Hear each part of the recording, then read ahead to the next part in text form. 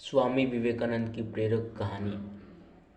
तो बात उस समय की है जब स्वामी विवेकानंद अपने लोकप्रिय सिखों के धर्म सम्मेलन के भाषण के बाद भारत वापस आ गए थे। अब उनकी चर्चा विश्व के हर देश में हो रही थी।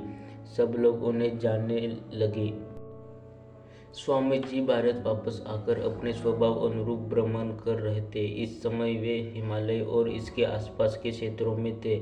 एक दिन वो घूमते घूमते एक नदी के किनारे आ गए। वहाँ उन्होंने देखा कि एक नाव है, पर वह किनारा छोड़ चुकी है। तब वे नाव के वापस आने के इंतजार में वही किनारा पर बैठ गए। एक साधु वहां से गुजर रहा था। साधु ने स्वामी जी को वहां अकेले बैठा देखा तो वह स्वामी जी के पास गया और उनसे पूछा, तुम यहाँ क्यों बैठे हुए हो? स्वामी जी ने जवाब दिया, मैं यहाँ नाव का इंतजार कर रहा हूँ। साधु ने फिर पूछा, तुम्हारा नाम क्या है? स्वामी जी ने कहा, मैं विवेकानंद हूँ। साधु ने स्वामी जी का मजाक उड़ाते हुए उससे कहा, अच्छा, तो तुम वो विख्यात विवेकानंद हो जिसको लगता है कि विदेश में जाकर भाषण देने से तुम बहुत बड़े महात्मा साधु बन सकते हो। स्वामी जी ने साधु को कोई जवाब भी नहीं दिया। फिर साधु ने बहुत ही घमंड के साथ नदी के पानी के ऊपर चलकर अपनी शक्ति का प्रदर्शन किया। कुछ दूर तक चलने के बाद साधु ने स्वामी जी से कहा, क्या तुम मेरी तरफ पानी पर पैदल चलकर इस नदी को पार कर सकते हो?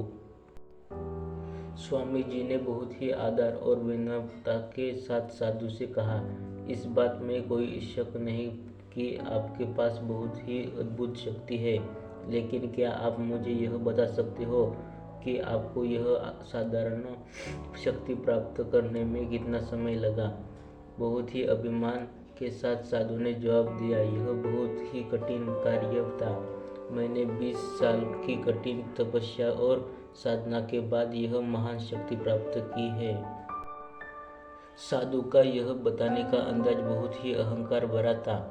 यह देखकर स्वामी जी बहुत ही शांत स्वर में बोले, अपने अपनी जिंदगी के 20 साल ऐसी विद्या को सीखने में बर्बाद कर दिए जो काम एक नाव 5 मिनट में कर सकती है। आप ये 20 साल निर्धन बेसहारा गरीबों की सेवा में लगा सकते थे, या अपने ज्ञान और शक्ति का प्रयोग देश और देशवासियों के प्रगति में लगा सकते थे, परंतु आपने अपने 20 साल सिर्फ 5 मिनट बचाने के लिए व्यर्थ कर दिए। ये कोई बुद्धिमानी नहीं है। साधु सिर झुकाए खड़े रह गए और स्वामी जी नाव में बैठकर नदी के दूसरे किनारे चले गए। कहानी की सीख इस प्रकार इस कहानी हमें बताती कि ज्ञान और शक्ति का सही प्रयोग आवश्यक है। किसी शक्ति को प्राप्त करके यदि हम उस पर घमंड करते हैं तो यह मूर्खता है। शक्ति का सही जगह पर सही इस्तेमाल करना ही वास्तविकता में बुद्धि मानी जाती है।